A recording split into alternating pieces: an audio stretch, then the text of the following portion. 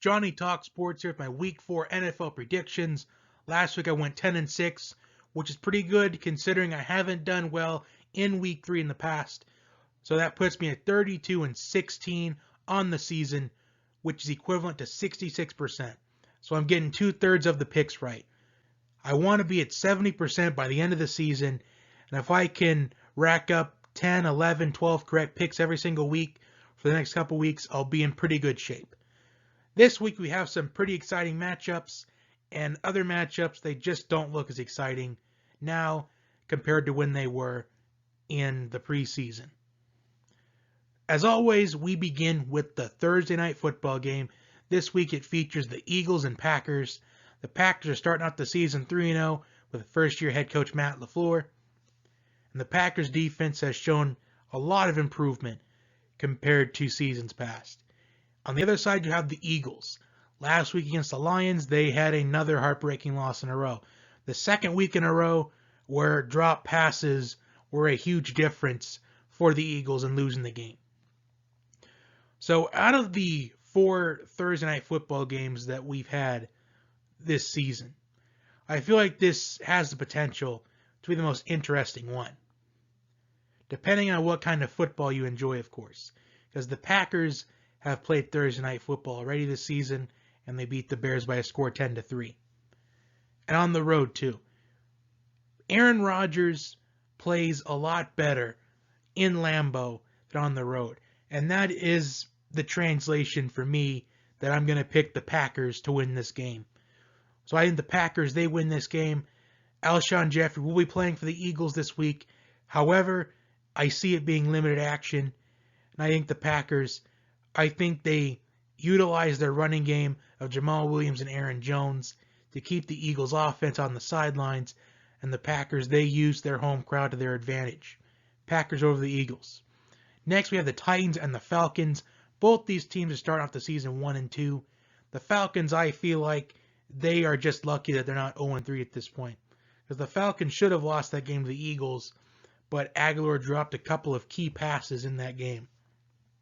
And for the Titans, their offense just looked completely out of sorts against the Jaguars last week. Part of it could be the offensive line. Part of it can be Marcus Mariota. But the Tennessee offense is struggling right now at this point.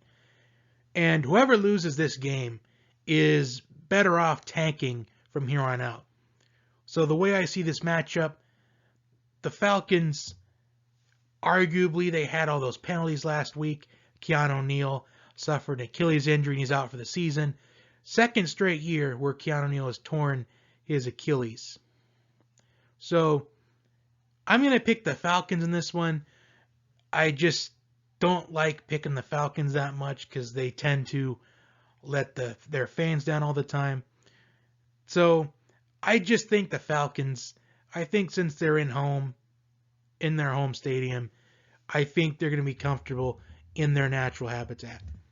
So I will pick the Falcons, but it's probably going to be one of those low-scoring games. Either that or the Falcons are going to lose this game, kind of like the way they did against the Dolphins last year, where they have a chance to win the game, but Matt Ryan throws an interception late in the game. So I'm going to pick the Falcons, but this will probably be the pick that I regret this week. Next, we have the New England Patriots and the Buffalo Bills. Both these teams are undefeated. They're 3-0 to start the season. Not a surprise that New England is 3-0, but it is a surprise that Buffalo is 3-0. But like I said last week, the Bills are eventually going to get their reality check, and their reality check is going to happen this week. I think the Patriots win this one, but I think it's going to be a respectable game. I'm not predicting a blowout in any way, shape, or form. I think the Bills will be able to stay in the game, but I think the Patriots will pull away late in the game. I'm taking New England. Next, we have the Chiefs and the Lions. The Lions, despite having a tie against Arizona in Week 1, they are undefeated. They're on a 2-game winning streak, and they have Pat Mahomes coming to their town. The Chiefs, they were in a battle with the Ravens last week. They were able to pull away in that game, but the Ravens, they kept creeping up a little closer in that game, but eventually the Chiefs were able to ice the victory at the very end. And I think this is going to be an interesting matchup. I think the Lions, if they can put up at least 35 points, they have a good shot to win. But I think that the Lions won't be able to put up enough points. I think the Chiefs win this game. I'm gonna say 38-21. I think it's gonna be a 17-point victory for the Chiefs, but I will not be surprised if the Lions did pull off this upset, because they have pulled off upsets against the Chargers and the Eagles already in the last 2 weeks. Next, we have the Raiders and the Colts. The Colts are on a 2-game winning streak, which it's possible they could have been 3-0, but they lost in overtime to the Chargers in Week 1. And the Raiders, the last 2 weeks have not been friendly to them. They have suffered blowout losses to the Chiefs and the Vikings in back-to-back weeks. And now they go on the road at Lucas Oil Stadium to take on the Colts. And I think the Colts, they will win on their home field. I think the Colts are going to use Jacoby Brissett. I think he's going to improve as the season goes along, because it's a lot to ask for Jacoby Brissett at this point, because with Andrew Luck's unexpected retirement to begin the season, Jacoby Brissett is doing just a fine job. He's doing a well of a job as the Colts quarterback this season. And I think the Colts are going to go 3 in a row here. I think they win their 3rd consecutive game over Oakland pretty convincingly. Next, we have the Chargers and the Dolphins, and there's really not much to predict here. The Dolphins, they just seem to be tanking. There's a lot of 0-3 teams out there, a lot of winless teams out there, and the Dolphins, their fans are wanting to tank. The players don't want to be there. The Dolphins have managed to trade Laramie Tunsil, Kenny Stills, and now Minkah Fitzpatrick. They've managed to trade those 3 players. And I think it's just going to get worse for the Dolphins, unless it's what their fans really want. Do they really want Tua Tagovailoa? But at least the Dolphins are gaining more first-round picks and more draft capital. Chargers win big. Not much to talk about. This is a nice way for the Chargers to get their anger out on losing 2 consecutive close games in back-to-back weeks. So I think the Chargers are going to come out on all cylinders. I think the Chargers win by at least 25 points, maybe even 30. Next, we have the Redskins and the Giants. What can I say about Daniel Jones? What a performance for Daniel Jones last week. The good news is the Giants, they got their first win of the season, and Daniel Jones had a very excellent game. But the bad news is they have lost Saquon Barkley for at least the next 6 to 8 weeks. So that's not good for them, their best player on the team. But I think it's going to be another solid game for Daniel Jones. But I just think the Redskins, I feel like it's their time to win a game. Although the Redskins haven't really proven themselves that they're capable of winning a game. But they did play against the Cowboys pretty close. And they played the Eagles pretty close. I think their time's coming. And they tried to rally against the Bears on Monday Night Football this week, but it came up just short. Keenum tried to sneak it in on 4th and 1 it was, I believe, or 4th and inches. But, of course, he fumbled the ball. Case Keenum had so many turnovers. I am wondering, when will the Redskins put in Dwayne Haskins? I feel like it's pretty frustrating if you're a Redskins fan, because the Redskins drafted Dwayne Haskins in the 1st round, and he hasn't even taken 1 snap yet for the Redskins. Because obviously Case Keenum is turning the ball over. And Haskins, give him a shot, because really, what do the Redskins have to lose at this point? Jay Gruden can end up saving his job, because I think Jay Gruden's going to be one of those coaches that hits the road at the end of the season. But I'm picking the Redskins to win this one, because, I don't know, I'm not as sold on the Giants as I want to be, but I think Daniel Jones has another good performance. But I think the Redskins, they're playing pretty competitive football. And this, so far, is the Redskins' easiest opponent they've faced so far. So I think the Redskins pick up win number 1 of the season. Next are the Browns and the Ravens. And this is a huge game for the AFC North, because if the Ravens can win this game, they will take a 2-game lead on the AFC North, which you rarely hear about the Ravens taking a 2-game lead on the AFC North. as the Steelers are struggling, the Bengals are the Bengals, and the Browns, they're still the Browns at this point. I think the Ravens, they managed to win this one.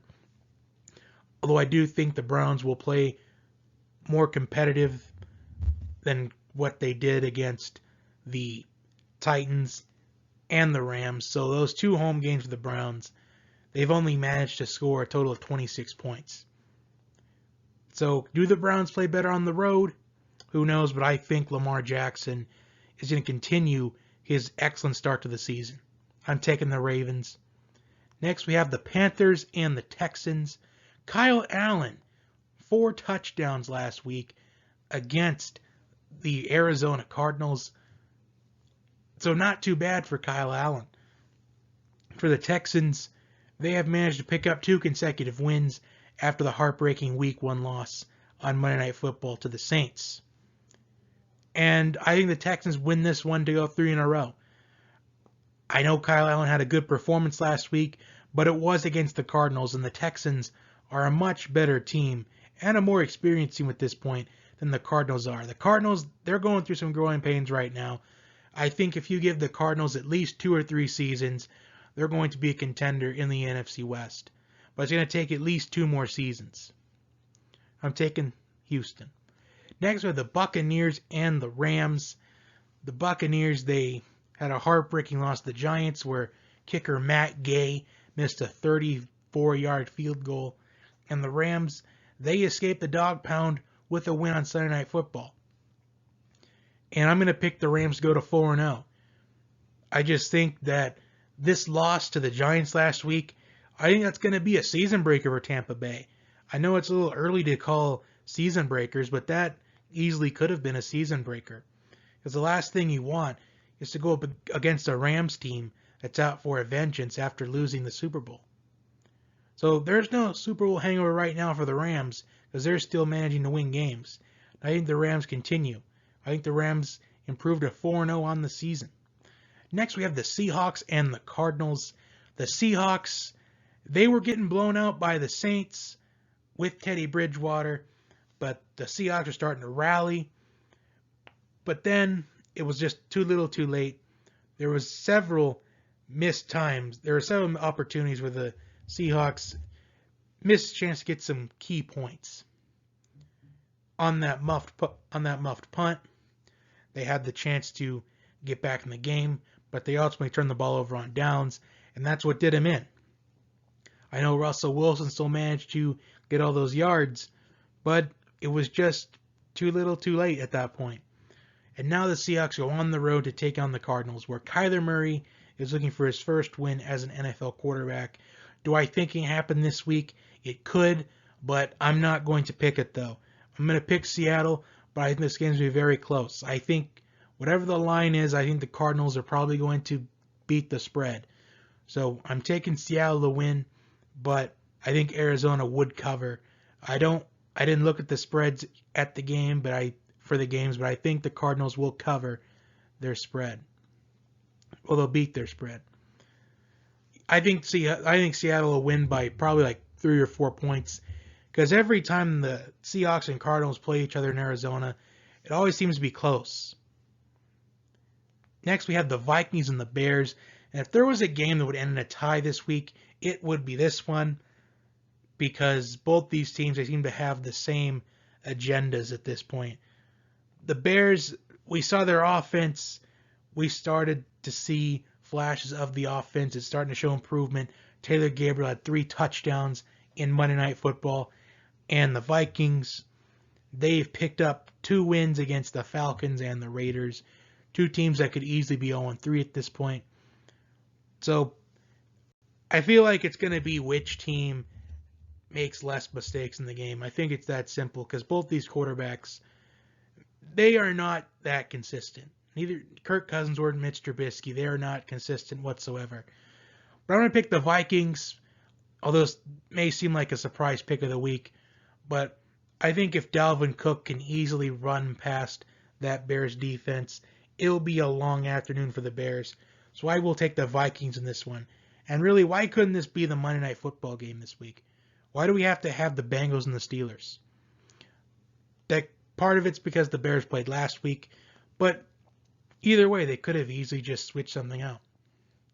Next, we have the Jaguars and the Broncos.